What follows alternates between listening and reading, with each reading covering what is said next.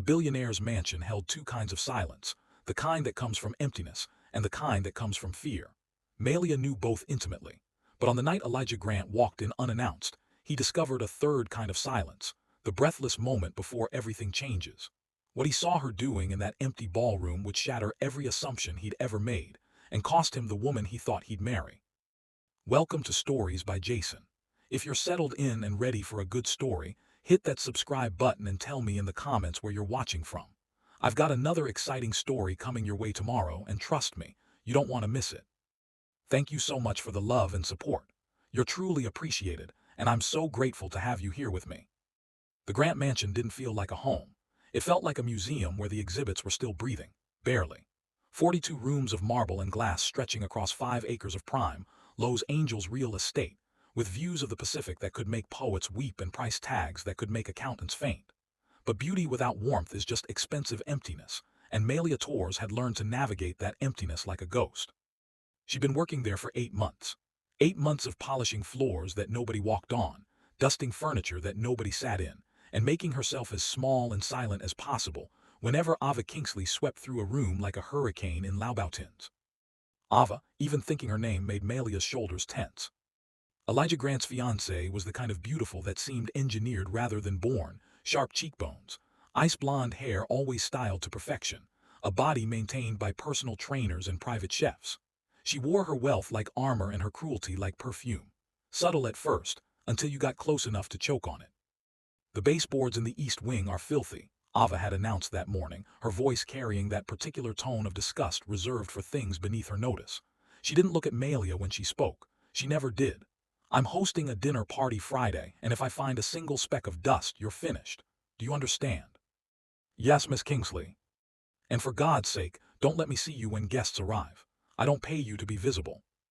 You don't pay me at all, Malia thought, but kept her face carefully neutral.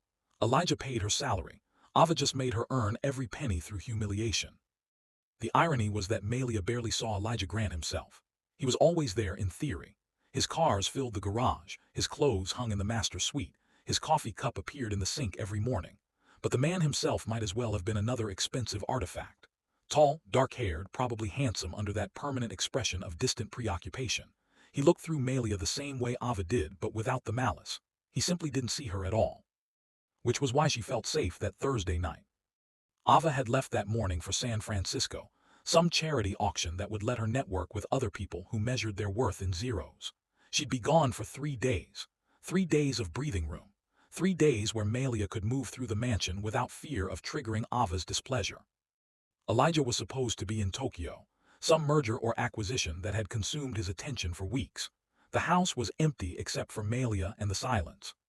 She'd finished her work early, baseboards scrubbed to operating room standards, silver polished until it hurt to look at, every surface gleaming with the evidence of her invisible labor.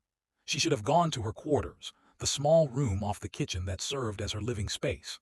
Should have made herself dinner, read a book, disappeared into sleep. But the ballroom called to her.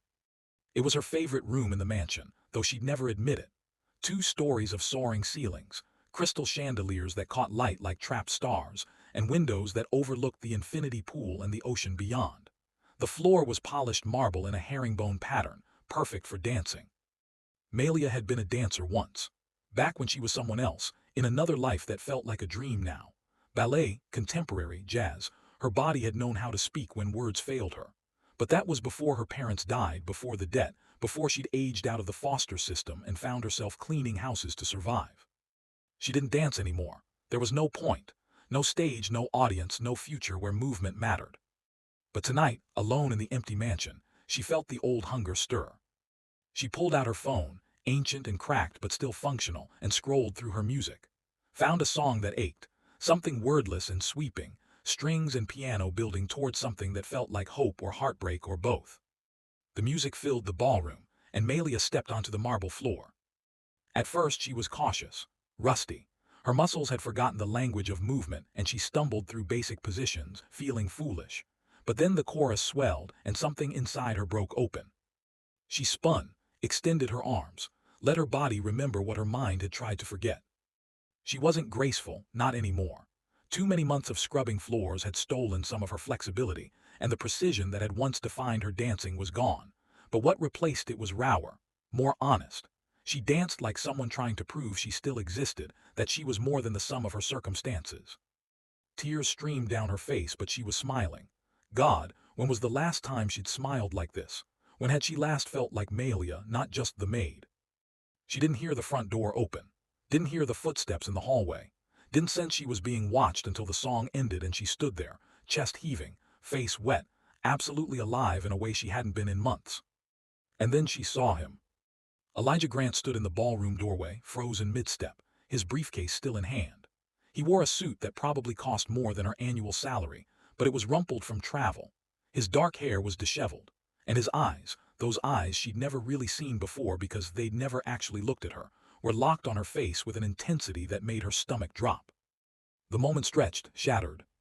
I'm so sorry, Mr. Grant, Malia stammered, swiping at her tears, suddenly horrifically aware of how she must look. I didn't know you were home. I thought Ava said you were in Tokyo. I shouldn't have. I'll clean up and... Don't. His voice was rougher than she expected, quieter. She froze. He cleared his throat, seemed to remember himself. Don't apologize. I'm the one who... The Tokyo meetings ended early. I should have called ahead. The silence that followed was excruciating. Malia wanted to disappear, to unspool from existence entirely. She'd been caught, seen, using the ballroom like she had any right to occupy space in this house beyond what she was paid to clean. But Elijah didn't look angry. He looked confused, like he'd walked into his own home and found something he didn't recognize, something that didn't fit his understanding of how the world worked. You dance, he said finally, not a question, an observation that sounded like an accusation against himself. I used to before, she stopped. He didn't want her life story. It was inappropriate, it won't happen again. That's not what he ran a hand through his hair, a gesture so uncharacteristically uncertain that it made him look almost human. How long have you worked here? 8 months, sir. 8 months, he repeated it like the words were foreign, and I didn't know you danced. You didn't know anything about me, Malia thought, because you never looked. But she just said, there's no reason you would, Mr. Grant. Something flickered across his face. Shame, recognition, it was gone too quickly to identify. I should let you get back to your evening, he said, retreating into the formality that clearly felt safer than whatever had just passed between them. Good night, Malia. He knew her name. In 8 months she'd never heard him say it. Good night, sir. He left the ballroom, footsteps echoing down the hallway until they faded into silence. Malia stood there for a long time, her heart hammering, the magic of the dance completely obliterated by mortification. She packed up her phone, turned off the lights, and retreated to her small room like a scolded child. She had no way of knowing that upstairs, Elijah Grant sat on the edge of his bed, still in his wrinkled suit, staring at nothing. He'd lived in this house for 3 years, employed a dozen staff members, planned to marry a woman who treated other people like furniture. And tonight, for the first time, he'd seen someone who'd been there all along. The realization settled over him like cold water. He'd been sleepwalking through his own life. And a woman dancing alone in an empty ballroom had just woken him up. Elijah couldn't stop thinking about it. 3 days had passed since he'd found Malia in the ballroom, and the image played on loop in his mind during meetings, during phone calls, during the sleepless hours when his penthouse bedroom felt like a prison. The way she'd moved, not like the trained performers he'd seen at galas and benefits, but like someone trying to remember who they used to be. The tears on her face, the smile that contradicted them, the moment she'd realized she'd been seen, and how quickly she'd tried to make herself invisible again. I didn't know you danced. There's no reason you would. Her response had been polite, professional, and absolutely devastating in its accuracy. He'd employed this woman for 8 months and knew nothing about her. Not where she was from, not how she'd ended up working as a maid, not what dreams she'd abandoned to scrub his floors. She existed in his periphery, a functional ghost who appeared and disappeared according to needs he barely articulated. Just like everyone else who worked for him, just like everyone in his life, really, except. Are you even listening to me? Elijah blinked. Ava stood in front of him, arms crossed, her expression hovering between annoyance and concern. They were in his study, though he couldn't remember why she was there or what they'd been discussing. Sorry, long day, what were you saying? I was saying, she enunciated with exaggerated patience, that the Vanderbilts are hosting a gala next month, and we need to RSVP. It's a major networking opportunity. Eleanor Vanderbilt practically runs half the charitable foundations in California. Fine, we'll go. That's it, fine. Ava's eyes narrowed. You've been weird all week, distant. Is the merger not going well? The merger's fine. Then what is it? Everything. Nothing. The growing realization that his life was a carefully constructed facade, and he'd never questioned it until 3 nights ago when he'd seen genuine emotion on a stranger's face. Not a stranger, Malia, an employee he'd treated like a stranger. Just tired, he said, which was true but also completely insufficient.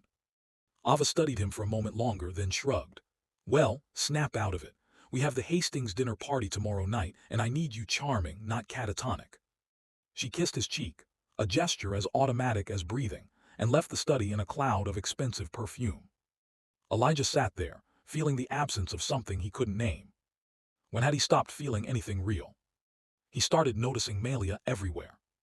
Not intentionally at first, but once you actually see someone, it's impossible to unsee them. She was always there, moving through the mansion like water, fluid, quiet, essential but overlooked.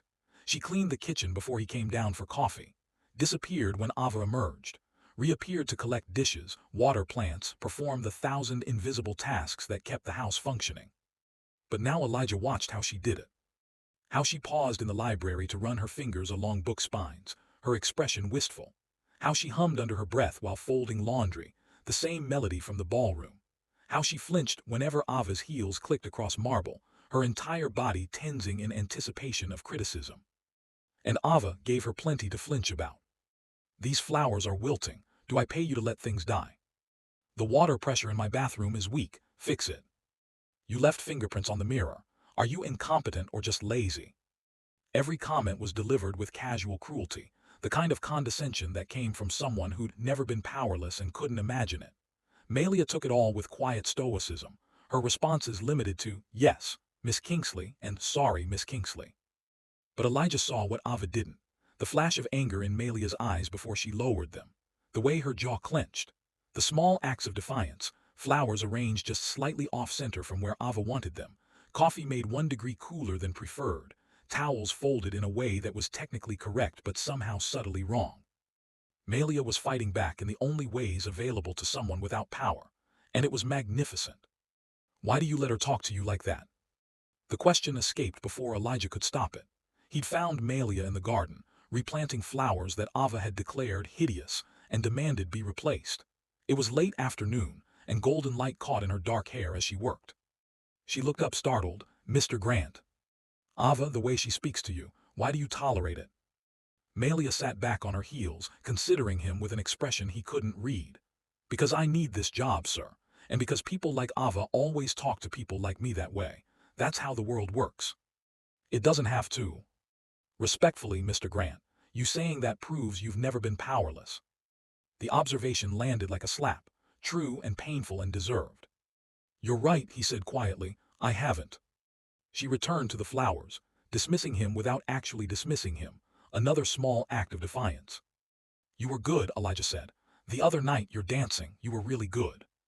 Her hand stilled in the soil. Thank you. Where did you train? Los Angeles Ballet Academy, a long time ago. What happened? Life, death, debt, the usual tragedy. She said it lightly, but he heard the weight beneath the words. Turns out dancing doesn't pay the bills when you're 18 and suddenly alone in the world. I'm sorry. Don't be, it's not your fault. She paused, then added with careful deliberation, though you could pay me more. The boldness of it surprised him. He almost laughed. Done, I'll have my accountant adjust your salary.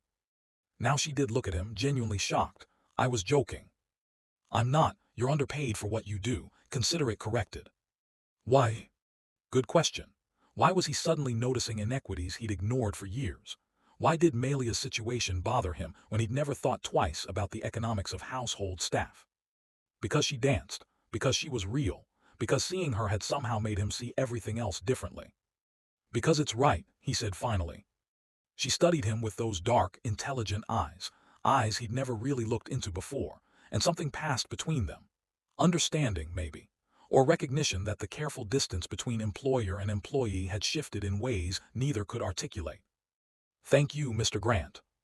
Elijah, he heard himself say. You can call me Elijah. That wouldn't be appropriate, sir. Neither is paying you poverty wages, but here we are. The corner of her mouth twitched, almost a smile. Thank you, Elijah. His name and her voice sounded different than when Ava said it. Less possession, more possibility. He left her to her flowers and went inside, feeling like he'd crossed some invisible line and couldn't find his way back. Didn't want to find his way back. Ava noticed the shift before Elijah fully understood it himself. You've been different lately, she said one evening, watching him over her wine glass with predatory focus. Distracted, distant. Work stress. Bullshit, I know what work stress looks like on you. This is something else. They were in the dining room, sitting at opposite ends of a table designed for 12. The space between them felt oceanic. There's nothing else, Ava. Are you cheating on me? What, no? Then what is it? She leaned forward, and for a moment he saw actual uncertainty in her eyes, vulnerability even. Are you having second thoughts about us? Was he? A month ago, the question would have been absurd. He and Ava made sense. Both from wealthy families, both ambitious, both comfortable in the world of galas and board meetings and carefully curated public images. Their engagement had been logical, practical, beneficial to both their social standings. But when had he last felt anything for her beyond comfortable familiarity? When had he last felt anything at all? I'm fine, he said, which was a lie. We're fine. Ava relaxed slightly, reassured by the words even though his tone lacked conviction. Good, because I won't be embarrassed, Elijah. If you're bored, buy a boat, take up golf, have a midlife crisis in some normal, predictable way. But don't you dare humiliate me by falling apart right now. We have too much invested in this. Invested, like their relationship was a merger, a portfolio, another asset to be managed. I understand, he said. Do you? Ava stood, smoothed her dress, regained her armor. Sometimes I wonder if you understand anything beyond profit margins and stock reports. You're brilliant at business, darling. But you're emotionally useless. She left the dining room, heels clicking like gunshots against marble. Elijah sat alone at the absurdly large table and wondered when he'd become someone who needed to be reminded to feel. The breaking point came on a Friday. Ava was hosting one of her dinner parties, 12 carefully selected guests representing Lowe's Angels social elite, each invitation a strategic networking opportunity. Melia had spent 2 days preparing, polishing silver, arranging flowers, ensuring every detail met Ava's impossible standards. Elijah had excused himself from the party early, claiming a headache. In truth, he couldn't stand another hour of performative conversation with people who measured their worth in luxury brands and vacation homes. He retreated to his study, poured himself a scotch he didn't want, and tried to remember when his life had become so utterly hollow. That's when he heard it. A crash, glass breaking, raised voices. He moved into the hallway and followed the sound to the kitchen, where he found Ava standing over Melia, her face twisted with rage. Shattered crystal littered the floor, one of the Waterford glasses, easily $1,500. You stupid clumsy, Ava was saying, her voice shaking with fury. I'm sorry, Miss Kingsley, it slipped. I'll replace. You'll replace it? With what, your pathetic salary? Do you have any idea what that glass cost? I said I'm sorry. Sorry doesn't fix it. Ava's hand shot out and grabbed Melia's wrist, twisting hard enough to make her gasp. You're worthless, absolutely worthless. I should fire you right now. Let her go. Elijah's voice cut through the kitchen like ice water. Both women turned to look at him, shocked by the command in his tone. Elijah, this doesn't concern you, Ava said, not releasing Melia's wrist. This is staff management. That's assault. Let her go now. It was an accident, Ava insisted, but there was uncertainty creeping into her voice. She'd never heard him speak to her this way. She broke a $1,500 glass. I don't care if she broke a $15,000 glass. You don't put your hands on her, ever. I'm disciplining an employee. You're hurting someone because it makes you feel powerful. Elijah moved closer, his voice dropping to something dangerous. Let her go. Ava released Melia's wrist like it had burned her. Melia stumbled back, cradling her arm, her eyes wide with shock. The kitchen fell silent except for the distant sound of dinner party conversation from the other room. Guests, blissfully unaware of the small revolution happening in the servants' quarters. Melia, are you all right? Elijah asked, not taking his eyes off Ava. Yes, I'm fine. No, she's not fine, Ava snapped, recovering her composure. She's fired, effective immediately. I want her out of this house tonight. She's not fired. Excuse me. You don't have the authority to fire her. I do, and I'm not firing her. Elijah finally looked at Malia, saw the confusion and fear and something like hope warring on her face. Take the rest of the night off. I'll handle this. But the dinner party. I'll handle it, go. Malia hesitated, then fled the kitchen like she'd been given a pardon from execution. Elijah turned back to Ava, who looked like she'd been slapped.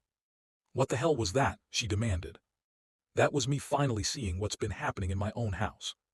She's a maid, Elijah. She broke expensive property. I was well within my rights. She's a person, and you treat her like she's beneath you. She is beneath me. Ava's voice rose, all pretense of composure shattering. She cleans toilets for a living. That's literally her job description. And you're defending her over me, your fiancé. I'm defending basic human dignity. Oh please, since when do you care about human dignity? You've ignored your staff for years. You've let me run this household however I wanted. But now, suddenly, you're championing the help. Her eyes narrowed with sudden, terrible understanding. Oh my God, you're sleeping with her. I'm not. Don't lie to me. I saw how you looked at her just now, like she matters, like she's someone. Ava laughed, but it sounded broken. How long have you been fucking the maid? Ava, stop. Was it before or after you proposed to me? Was I already just a placeholder for your charitable rescue fantasy? There's nothing between me and Malia except the basic respect every person deserves. Something you clearly don't understand. Respect. Ava's voice turned vicious. You want to talk about respect? You who have been emotionally absent for our entire relationship. You who treats our engagement like another business obligation. At least I feel something, even if it's contempt.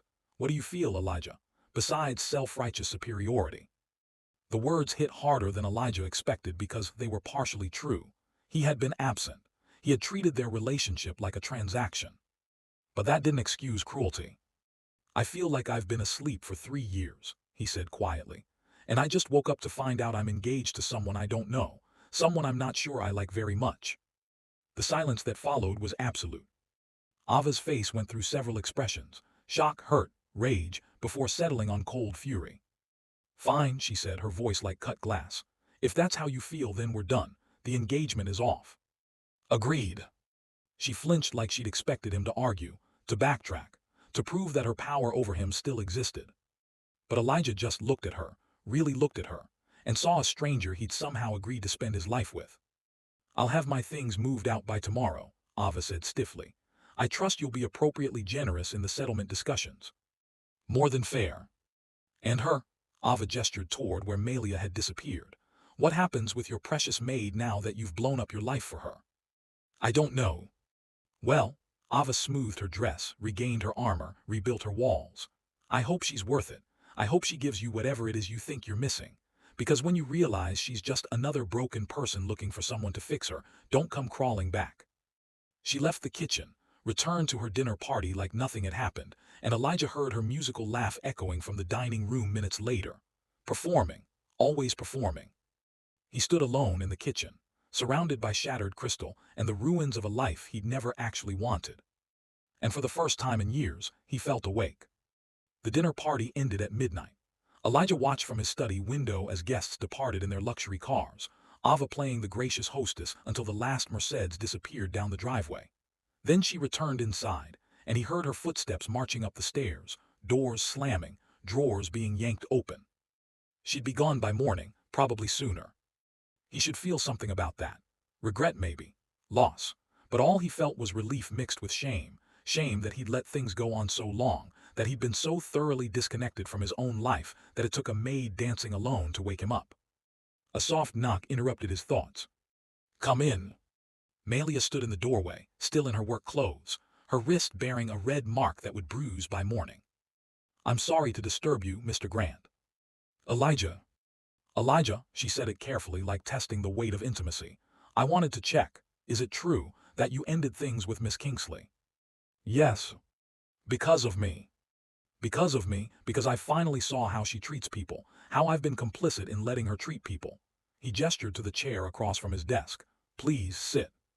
She hesitated, then perched on the edge of the leather chair like a bird ready to flee. I'm sorry your engagement ended, she said, though her tone suggested she wasn't sorry at all. I'm not, should have happened years ago. Elijah leaned back, studied her in the lamplight. Are you okay, your wrist? It's fine, I've had worse. That's not reassuring. It wasn't meant to be. She met his eyes and there was something different in her gaze now, less deference, more equality. What happens now? What do you mean? With my job, with this.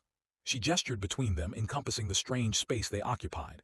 No longer strictly employer and employee, not exactly friends, something undefined and uncertain.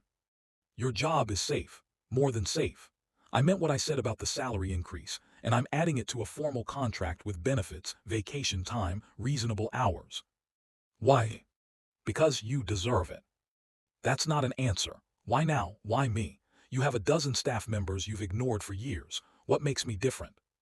Elijah could have deflected, could have given some corporate answer about fairness and equity and modern labor practices. But Malia deserved truth. I saw you, he said quietly, in the ballroom dancing, and I realized I'd never actually seen anyone in my life. Not really. I'd been sleepwalking through everything, work, relationships, this whole carefully constructed existence that looked perfect and felt empty. And then I watched you dance like you were trying to prove you still existed, and something in me broke open. That's a lot of weight to put on one dance. I know, it's not fair to you. None of this is fair to you.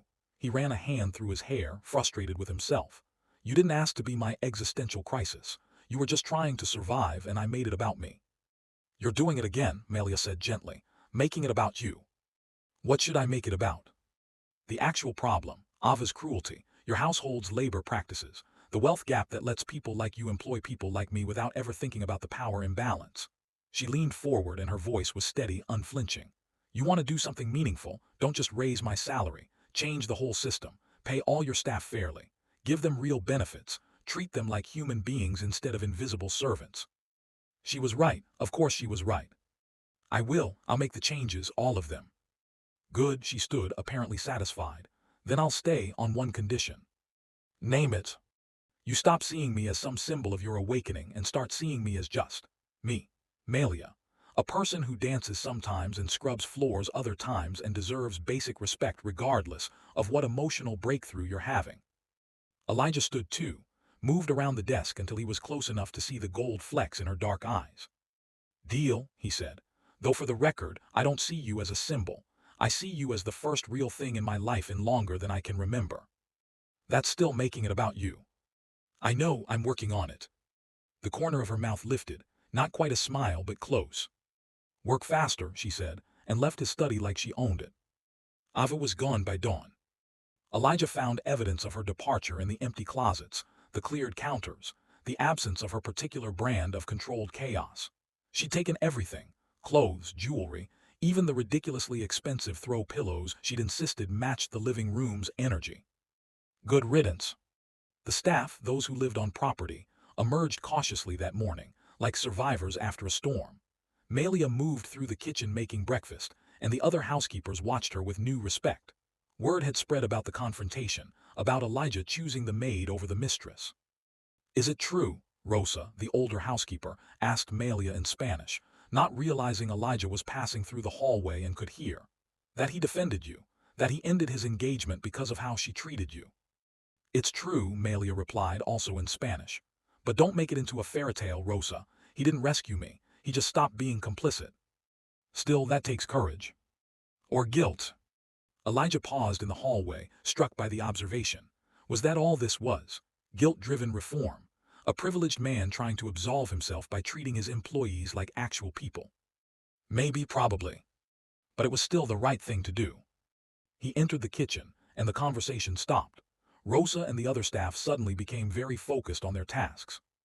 Malia, could I speak with you? Elijah asked. In my office. Of course.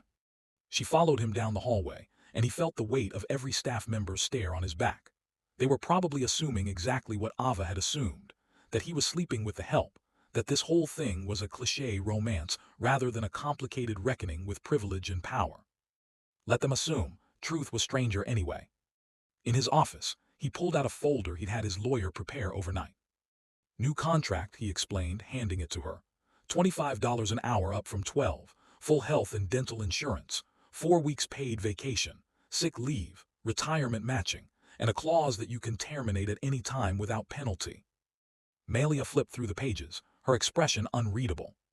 This is excessive. It's what you should have had from the beginning. The other staff are getting similar contracts. I'm meeting with each of them today.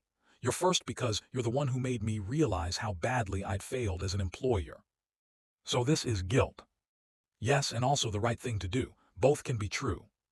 She signed without reading the rest, which he found both trusting and slightly reckless. Thank you, she said simply. Don't thank me for meeting bare minimum ethical standards. Fine, then I won't. She stood, contract in hand, and moved toward the door, then paused. For what it's worth, most people never wake up at all. You did. That counts for something. After she left, Elijah sat alone in his office and felt the mansion settle around him. No longer a museum, maybe, but not quite a home either. Not yet. The next 3 weeks were strange. Elijah restructured his entire household operations, implementing the kinds of labor practices his own company publicly championed, but had never applied domestically. The staff were shocked, grateful, and visibly more relaxed. The mansion started feeling different, less like a gilded cage, more like a place where people actually lived. And Elijah found himself noticing things he'd never paid attention to before. Rosa had a granddaughter in medical school. James, the groundskeeper, was a talented sculptor who worked with reclaimed metal. The day staff traded recipes and gossip and occasional grievances, all of which Elijah was now privy to because he'd started actually talking to them. And Malia. Malia was everywhere and nowhere, moving through the house with practiced invisibility even as Elijah became hyper-aware of her presence. She still cleaned, still worked, but there was a lightness to her movements now. Less fear, more freedom. He caught her dancing again one evening, just a few steps while folding laundry in the utility room, earbuds in, completely absorbed.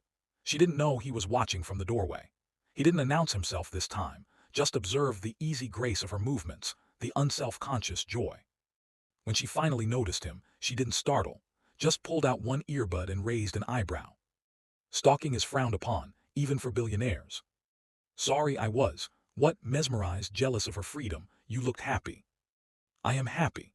Turns out not living in constant fear of arbitrary cruelty does wonders for mental health. Sarcasm noted.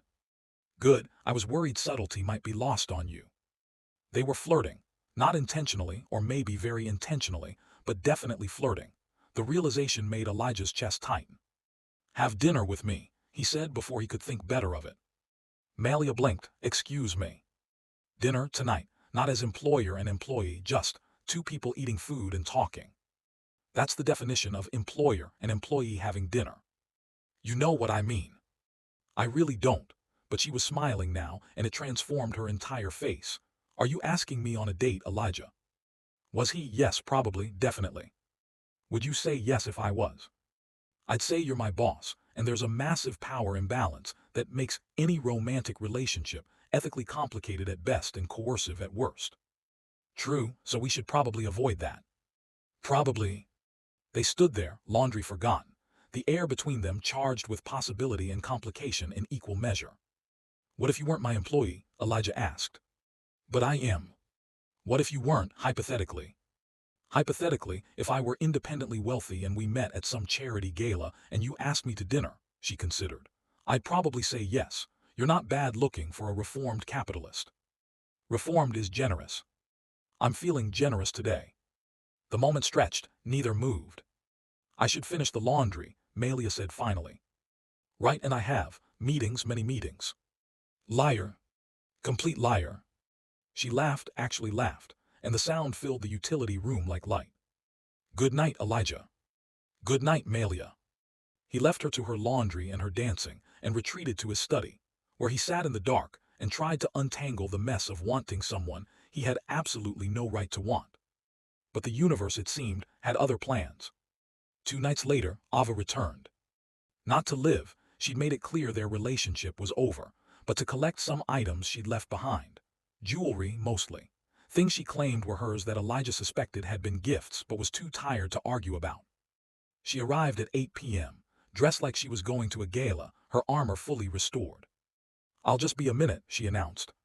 Sweeping past Elijah like he was furniture. I know where everything is. He should have escorted her, should have supervised.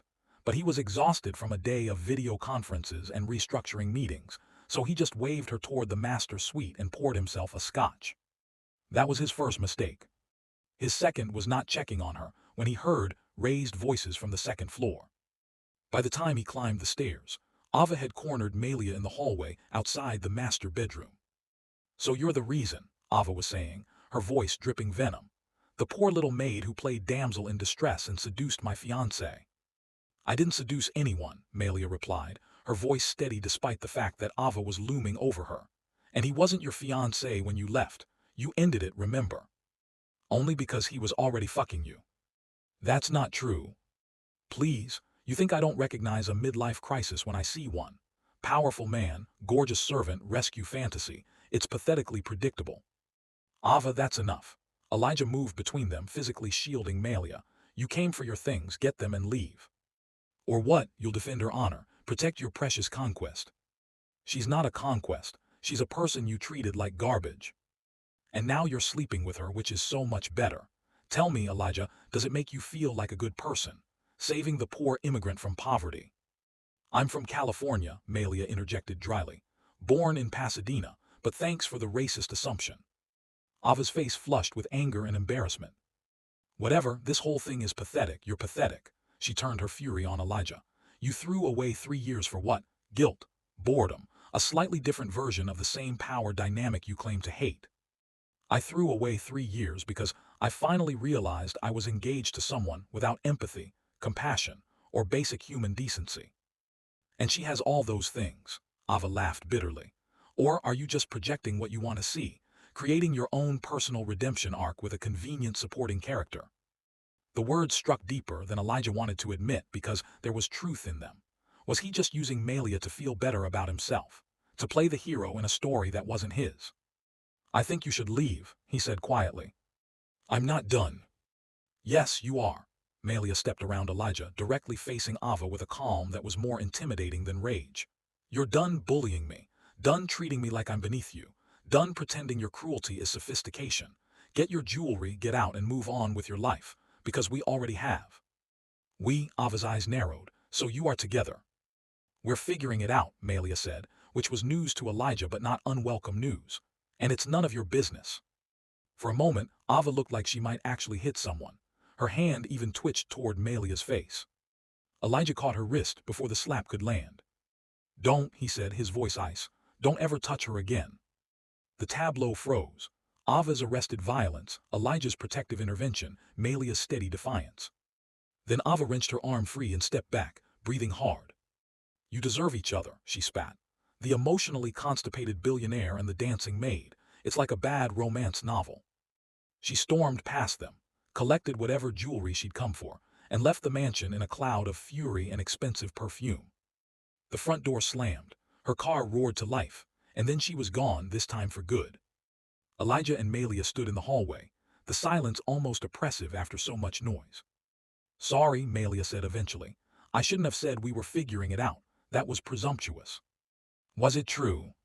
"I don't know, is it?" Elijah turned to face her fully, this woman who'd somehow become the center of his entire world in just a few weeks. "I want it to be," he admitted. "But I don't want to be what Ava accused me of, someone using you for redemption, someone with a savior complex." "Then don't be that person." Malia stepped closer, close enough that he could see the pulse beating in her throat.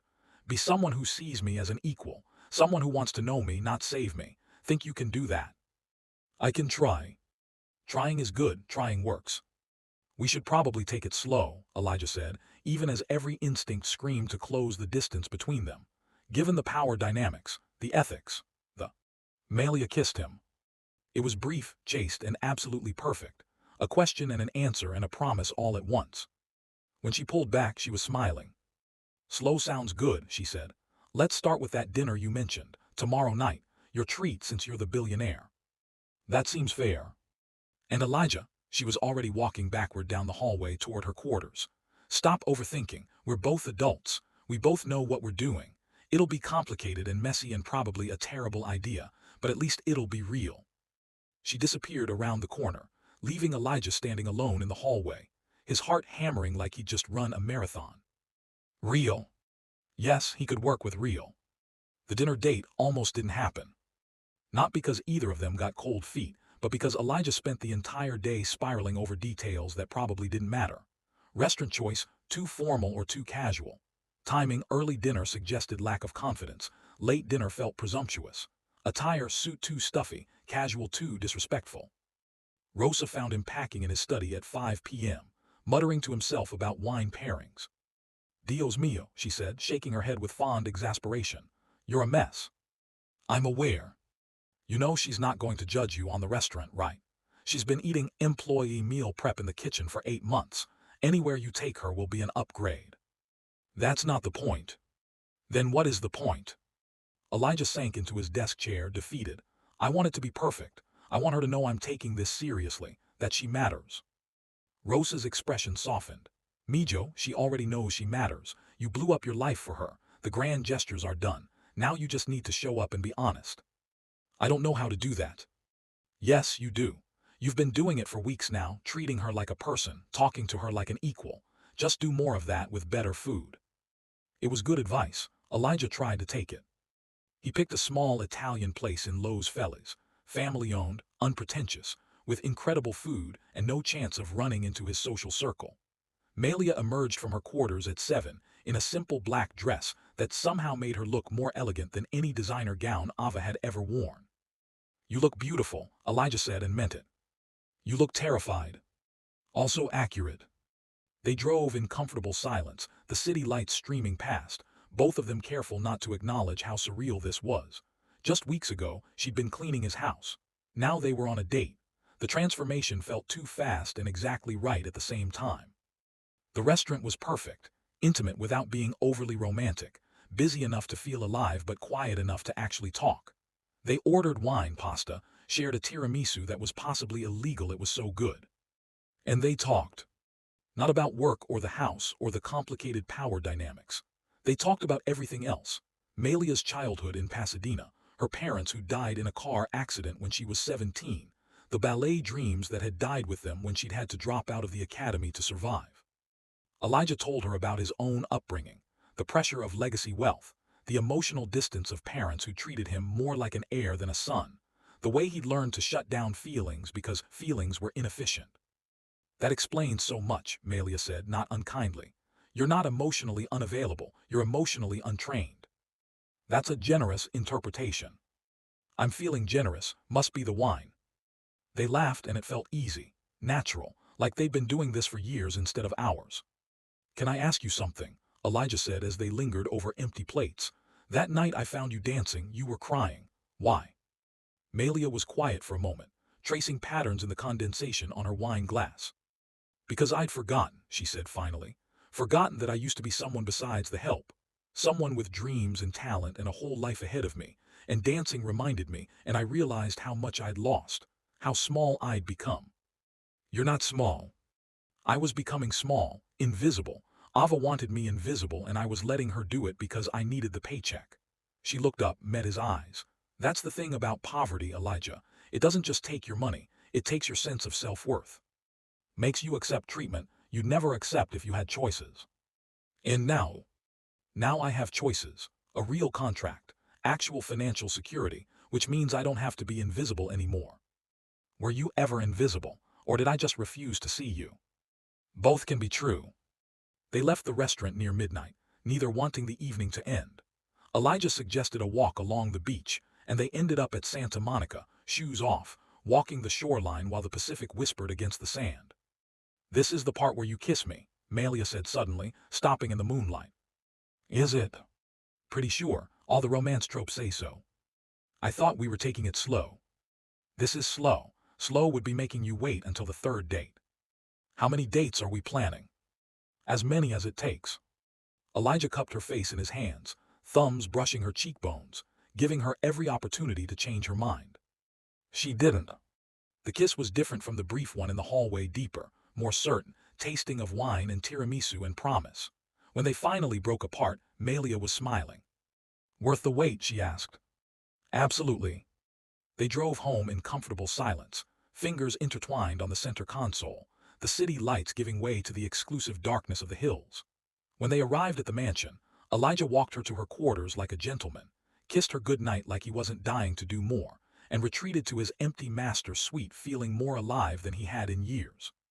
The next 2 months were an education, in what it meant to actually build something real. They went on dates, museums, concerts, quiet dinners, long drives up the coast. Malia introduced Elijah to her world, used bookstores where she'd spent hours hiding from foster care placements, dance studios where she'd trained before everything fell apart, neighborhoods where she'd survived on ramen and determination. Elijah showed her his world too, but with new eyes. The charity galas became less about networking and more about actually caring about the causes. The board meetings became opportunities to push for better labor practices across his companies. The wealth that had always felt like a burden started feeling like a tool for change. And slowly the mansion transformed. Malia officially moved out of the servants' quarters and into one of the guest suites, not the master suite, not yet, both of them insisting on maintaining some boundaries even as those boundaries became increasingly blurred. She enrolled in part-time dance classes at UCLA, rediscovering the passion she'd buried. The other staff treated her differently now, not with resentment but with a kind of hopeful curiosity, like she'd proven something was possible. It wasn't perfect, there were complications. Some of Elijah's business associates raised eyebrows at his relationship with the help. Social media caught wind of the story. Billionaire dumps heiress for household staff, and the comments were predictably brutal. Malia faced questions about gold digging and opportunism. Elijah dealt with accusations of having a savior complex. They navigated it together, learning as they went. "People are going to talk," Malia said one evening as they sat in the library, her feet in his lap while she read and he pretended to work on his laptop. "We can't control that." "Does it bother you?" "The comments, sometimes, the assumption that I'm with you for money, that bothers me a lot." She looked up from her book. "But I know the truth, we know the truth, that has to be enough." "What is the truth?" "That we're two broken people who somehow make each other less broken. That you saw me when I was invisible, and I helped you feel something when you were numb. That we're figuring it out as we go, and it's messy and complicated and real." "Real," Elijah repeated, pulling her closer. "I like real." "Good, because fairytales are overrated anyway." The night everything changed, again, was the night of Malia's dance recital. She'd been working toward it for months, a contemporary piece she'd choreographed herself about transformation and becoming visible. Elijah sat in the small theater at UCLA, surrounded by students and their families, completely out of his element and absolutely mesmerized. When Malia took the stage, she was different from that night in the ballroom. More controlled, more powerful, dancing with purpose instead of desperation. She moved like someone who'd remembered who they were and decided to become someone even better. The performance was stunning, heartbreaking, triumphant. And when it ended, Elijah stood with the rest of the audience, applauding until his hands hurt, watching Malia take her bow with tears streaming down her face. Afterward in the lobby, she found him waiting with flowers. "You were incredible," he said, pulling her into his arms despite the fact that she was sweaty and he was in a suit. "Absolutely incredible." "I was okay. I missed a turn in the second section." "You were perfect." She laughed against his chest, and he felt it reverberate through him, pure joy, uncomplicated and real. "Take me home," she said. "Which home?" She pulled back, looked up at him with those dark eyes that had first captured him in a ballroom months ago. "Our home, if that's what you want too." "It is, God it is." They drove back to the mansion through late-night traffic, hands intertwined, both of them quiet with the weight of what was shifting between them. This wasn't just dating anymore. This was becoming something permanent. Inside, the house was dark and silent. The other staff had either left for the night or retired to their quarters. Elijah and Malia stood in the foyer, the space where she'd once existed only as a servant, and everything felt different. "Dance with me," Elijah said suddenly. "What?" "In the ballroom, like that first night. Except this time I'm not just watching." "You don't dance." "I do tonight." They moved through the dark house to the ballroom, that vast space with its soaring ceilings and trap-star chandeliers. Malia pulled out her phone, found a song, something slow and aching, perfect for swaying rather than actual dancing. "I'm going to step on your feet," Elijah warned as he pulled her close. "I'll survive." They moved together in the moonlight streaming through the windows, completely alone, completely safe, completely visible to each other in ways that had nothing to do with sight. "I love you," Elijah said, the words escaping before he could stop them. "I know it's fast and complicated and probably too soon, but I love you." Malia stopped moving, pulled back to look at him. "It's not too soon, and it's not just you," she smiled and it was radiant. "I love you too, despite the complications, Despite the power imbalances and the social judgment and all the reasons this shouldn't work, I love you. The kiss that followed was different from all the others, a claiming and a surrender and a promise. When they finally broke apart, both breathless, Melia rested her forehead against his. "So what happens now?" she asked. "Now we figure it out together, messily, imperfectly, real." "Real," she echoed. "I can work with real." They stayed in the ballroom until dawn, dancing and talking and building the foundation of something that looked nothing like a fairy tale and everything like love. 6 months later, the mansion had changed. Not structurally, it was still 42 rooms of marble and glass and expensive emptiness, but it felt different, lived in, loved. Melia's dance shoes sat by the ballroom entrance. Books she was reading littered the library. Her music played through speakers that had previously only hosted classical compositions for dinner parties. Staff members laughed in the kitchen, no longer walking on eggshells, no longer invisible. Elijah had restructured his entire approach to wealth. The mansion now hosted fundraisers for arts education programs. His companies implemented industry-leading labor practices. He still had money, obscene amounts of it, but now it served a purpose beyond accumulation. And Melia. Melia was auditioning for a professional dance company, teaching classes at community centers, building a life that was hers, not defined by survival or servitude but by choice. They'd moved into the master suite together, a decision that had required multiple conversations about power dynamics and autonomy, and making sure Melia never felt trapped. She'd insisted on keeping her own bank account, her own career, her own independence. "I'm with you because I want to be," she'd said, "not because I need to be. That distinction matters." It did matter. It made everything matter.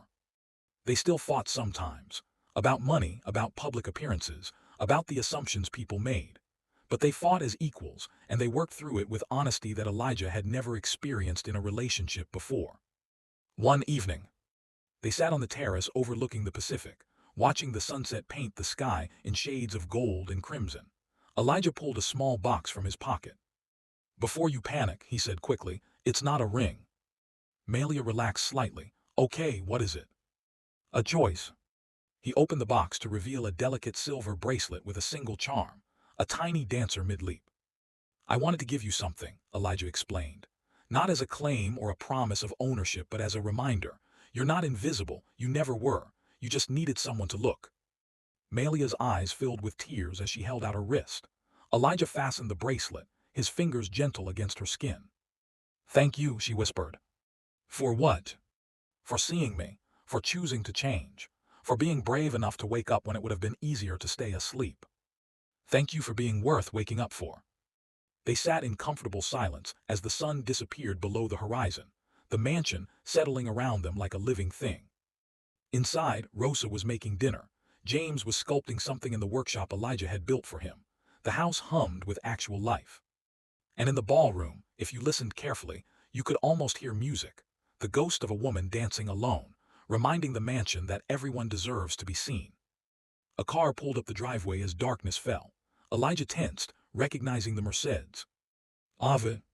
She emerged in designer clothes and perfect makeup, armor fully restored. But when she saw Elijah and Melia together on the terrace, something in her expression cracked.